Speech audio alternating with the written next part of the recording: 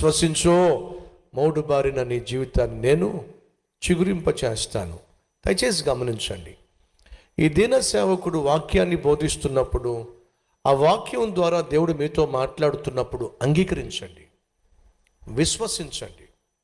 ప్రభువా, ఇది నీ స్వరము, నువ్వే మాతో మాట్లాడుతున్నావు, ఇది నీ వాగ్దానము, నీ వాగ్దానాన్ని నేను విశ్వసిస్తాను ప్రభువా, అంగీకరిస్తాను అని అడగండి, అని విశ్వసించండి.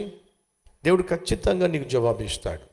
హన్నా బిడ్డలు లేక అల్లాడిపోయింది, గర్భఫలం లేక తల్లడిల్లిపోయింది. మందిరానికి వచ్చింది, మందిరంలో కన్నీటితో ప్రార్థన చేసింది. అలా కన్నీటితో ప్రార్థన చేస్తున్నప్పుడు అక్కడున్నటువంటి యాజకుడైనటువంటి ఏలి మొదట్లో అపార్థం చేసుకున్నాడు, ఆ తర్వాత అర్థం చేసుకున్నాడు. అర్థం చేసుకున్న ఏలి ఏమన్నాడో తెలుసా? అమ్మా, నువ్వు వెళ్ళు, నువ్వు చేసిన మనవి యెహోవా ఆలకించి నీకు సమాధానము అనుగ్రహిస్తాడు, వెళ్ళు. ఆ మాట ఆ సేవకుడు చెప్పినప్పుడు తను నమ్మేసిందండి. దేవుడు నాకు వాగ్దానం ఇచ్చాడు. చూద్దాం రండి, మొదటి సమూయేలు గ్రంథం. మీరు మందిరంలో వచ్చి కూర్చున్నప్పుడు, దేవుడు మీతో మాట్లాడుతున్నప్పుడు మీరు నమ్మండి, అది దేవుని వాగ్దానంగా విశ్వసించండి. ఏం జరుగుతుంది? చదువుతున్నాను.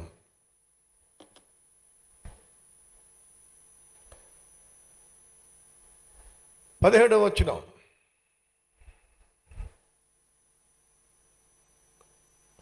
మొదటి అధ్యాయము 17వ వచనం చదువుతున్నాను. అంతటా ఏలి, నీవు క్షేమముగా వెళ్ళుము, ఇశ్రాయేలు దేవునితో నీవు చేసుకొనిన మనవిని ఆయన దయచేయునుగాక అని ఆమెతో చెప్పగా, ఏమన్నాడు? ఎంతో కాలంగా పిల్లలు లేరండి హన్నాకు.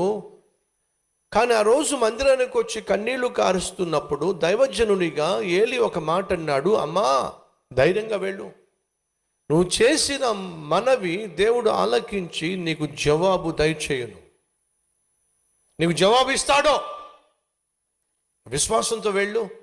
ఆ మాట యాజకుడు చెప్పినప్పుడు హన్నా, ఏమిస్తాడు నాయన జవాబు? ఎన్ని సంవత్సరాలుగా వస్తున్నానో మందిరానికి, ఎంతగా కన్నీళ్లు గార్చానో, ఎన్ని కానుకలు ఇచ్చానో, ఇప్పటిదాకా జవాబు ఇవ్వలా దేవుడు. ఇప్పుడు నువ్వేదో దేవుడు జవాబు ఇస్తాడని చెప్పంటే నేను నమ్మమంటావా? అందంటారా? లేదండి. సేవకునిగా యాజకునిగా తాను చెప్పిన మాట ఆమె నమ్మింది, విశ్వసించింది. ఏం చేసిందో చూడండి.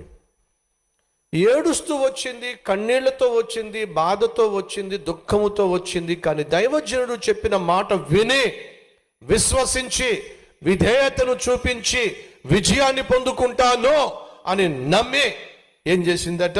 18వ వచనం. ఆమె అతనితో, నీ సేవకురాలనైన నేను నీ దృష్టికి కృపనందుదును గాక అనెను. తరువాత ఆ స్త్రీ తన దారిని వెళ్ళిపోయి భోజనము చేయుచు నాట నుండి దుఃఖముఖిగా ఉండుట మానేసింది. అప్పుడు దాకా ఏడిపోయి ఇంట్లో ఆ రోజు వరకు దుఃఖపడుతూనే ఉంది, ఏడుస్తూనే ఉంది, బాధపడుతూనే ఉంది. కారణం ఏమిటంటే, నాకు పిల్లలు లేరు, నాకు పిల్లలు లేరు, నాకు పిల్లలు లేరు, నాది మోడు బారిన జీవితం. ఈరోజు మన మధ్య ఉన్నారా? నాకు పిల్లలు లేరు, నాకు పెళ్లి కాలేదు, నాకు ఉద్యోగం లేదు, కుటుంబం స్థిరపడలేదు, నా భర్తలో మార్పు రాలేదు, నా భార్య ఇంకా నన్ను అర్థం చేసుకోవటం లేదు, పిల్లలు తిరగబడుతున్నారు, తిరుగుబాటు చేస్తున్నారు, ఇష్టానుసారంగా జీవిస్తున్నారు, నా బ్రతికేలాగా అయిపోయింది. ఏడుస్తున్నావా? కన్నీళ్లు గారుస్తున్నావా? అయితే వినో, ఆ రోజు యాజకునిగా ఏలి అన్న మాట ఏమిటంటే, అమ్మా నీవు చేసిన మనవి యెహోవా దయచేయునుగాక. ఆ మాట తాను విన్న వెంటనే తను విశ్వసించింది. ఆ రోజు నుంచి తను ఏడవడం మానేసింది. దేవుడు నా కన్నీళ్లు తొడవబోతున్నాడు, దేవుడు నా కష్టాన్ని తీర్చబోతున్నాడు, నేను ఎందుకు ఏడవాలి? దేవుడు నా తల ఎత్తబోతున్నాడు, దేవుడు నాకు విజయాన్ని ఇవ్వబోతున్నాడు, నేను ఎందుకు ఏడవాలి? ఎందుకు దుఃఖపడాలి? సహోదరి సహోదరుడా, నువ్వు విశ్వసించిన ఎడల కలవరము చెందవు. విశ్వసించువాడు కలవరము చెందడు. నువ్వు దేవుణ్ణి విశ్వసిస్తున్నావా? కలవరపడద్దు. నువ్వు దేవుణ్ణి నమ్ముతున్నావా? దిగులు పడద్దు. దేవుడు నీ జీవితంలో ఖచ్చితంగా జవాబిస్తాడు అనే నమ్మకం నీకుందా?